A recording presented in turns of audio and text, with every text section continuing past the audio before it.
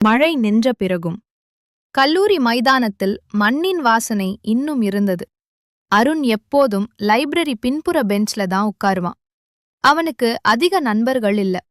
ஆனா அவன் சிரிச்சா மட்டும் மனசு லேசா ஆகிடும். அதே பெஞ்சுக்கு தினமும் வர ஆரம்பிச்சா மீனா. இங்க யாரும் உட்கார மாட்டாங்களா என்று கேட்டாள்.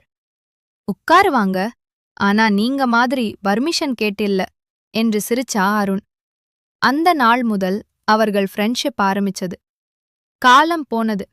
மதிய நேர கேண்டீன் டீ, ரெக்கார்ட் நோட் எழுதி தருவது, பஸ் ஸ்டாப்ல வெயிட்டிங், பர்த்டே மிட்நைட் கால்ஸ் எல்லாமே மெதுவா அவர்களுக்குள் ஒரு அழகான பழக்கமாக மாறிவிட்டது.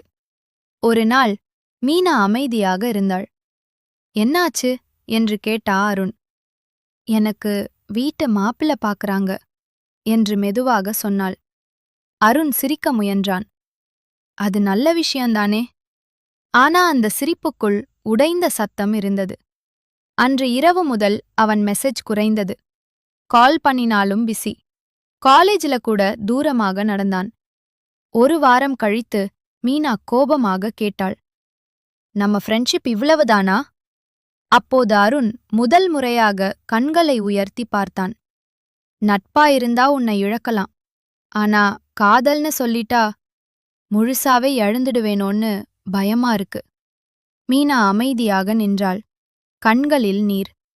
முட்டாள் என்று சிரித்தாள். நான் உன்னை விட்டு போற மாதிரி இருந்தா இவ்வளவு நாள் உன்னோட கனவுகள ஏன் கனவா நினைப்பேனா? மழை மீண்டும் ஆரம்பித்தது. அந்த மழையில் 2 இதயங்கள் மட்டும் நனைக்கவில்லை.